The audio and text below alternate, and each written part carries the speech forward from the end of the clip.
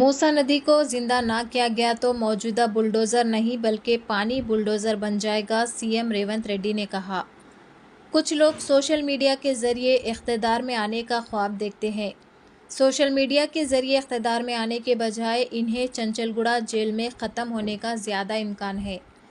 मूसी सैलाब से मुतासरा इलाक़ों के रिहायशियों के लिए हुकूमत आपको लावारिस नहीं छोड़ेगी, ये मुतबादिल फराहम करेगा। हुकूमत मूसा नदी के किनारे और बफर जोन में रहने वालों की मदद के लिए हमेशा मौजूद है। हुकूमत 10,000 करोड़ रुपये खर्च करने को तैयार है मूसा नदी से मुतासरा गरीबों की मदद के लिए। मैं केटीआर, एटेला राजेंद्र और हरीश राव से गुजारिश करता हूं कि मूसी के रिहायशियों की मदद करने के बारे में तजावीज़ दे। अगर ज़रूरत हो तो हम मलकपेट रेस कोर्स और अंबरपेट पुलिस एकेडमी को हैदराबाद से बाहर मुंतकिल कर सकते हैं और गरीबों के लिए मकानात तामीर कर सकते हैं। हुकूमती कार्रवाइयों में रुकावट डालने वालों के गिरोह की तरह ये नाकाबिले कबूल है। 2 लाख से ज़्यादा कर्ज के किसानों के लिए फसलों के कर्ज की मुआफ़ी नहीं की जाती है। मैं किसानों से अपील करता हूं कि वो सड़कों पर ना आए।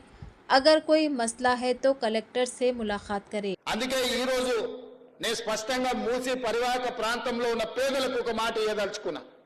మిమ్మల్ని ఎవరిని నిర్వాసితులను చేయము, మిమ్మల్ని అనాథలను చేయము. తప్పకుండా మిమ్మల్ని ఆదుకునే విధంగా మీకు ప్రత్యామ్నాయం ఏర్పాట్లు చేసే బాధ్యత రాష్ట్ర ప్రభుత్వం తీసుకుంటుంది.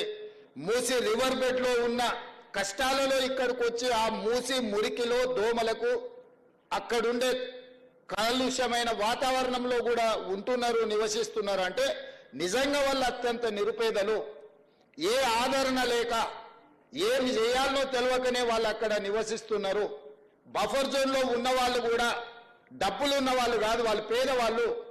అందుకే మూసి రివర్ బెడ్లో ఉన్న వాళ్ళకి కానీ బఫర్ జోన్లో ఉన్న వాళ్ళకి కానీ తప్పకుండా రాష్ట్ర ప్రభుత్వం ప్రత్యామ్నాయం చూపిస్తుంది.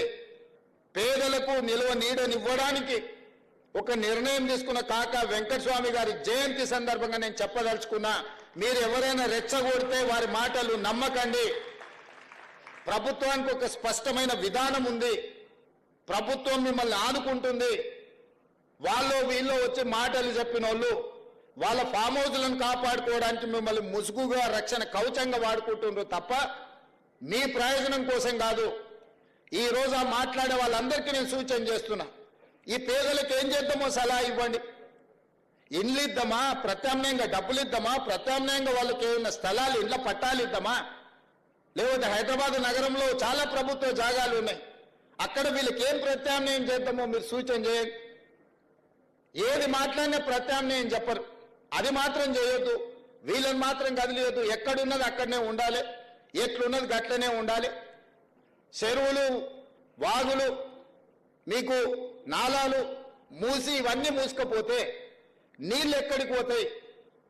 ఆ నీళ్ళే ఇప్పుడొచ్చే బుల్డోజర్ కాదు, నీళ్ళు వచ్చే ఆ నీళ్ళే బుల్డోజర్గా మారి మనల్ని ముప్పెట కమ్మేసినప్పుడు ఈ నగరమే మాయమైపోతుంది.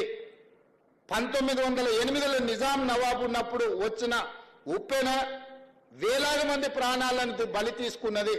అందుకే ఆ రోజుల్లో మోక్షగుండం విశ్వేశ్వరయ్యను ఒక గొప్ప ఇంజనీర్గా పెట్టి అనంతగిరి కొండల్లో నుంచి బయలుదేరిన మూసా, ఈసా నదులను ఒడిసి పట్టి ఉస్మాన్ సాగర్, హిమాయత్ సాగర్ ప్రాజెక్టులు కట్టి హైదరాబాదు నగరాన్ని గొలుసుకట్టు చెరువులుగా నిర్మించి ఈ హైదరాబాదు నగరాన్ని కమ్మేస్తున్న వరదల్ని, నీటి ప్రమాదాలను 100 సంవత్సరాల క్రితమే నిజాం గుర్తించి వాటిని నిర్మించింది. తద్వారా హైదరాబాదు నగరం ఒక విశ్వనగరంగా అభివృద్ధి చెందింది. మరి ఇవాళ అట్లాంటి విశ్వనగరంలో చెరువులు, కుంటలు, నాలాలు మూసి మొత్తం మూసుకుపోయి కొంతమంది ధనవంతులు ఆక్రమించుకొని కొంతమంది పేద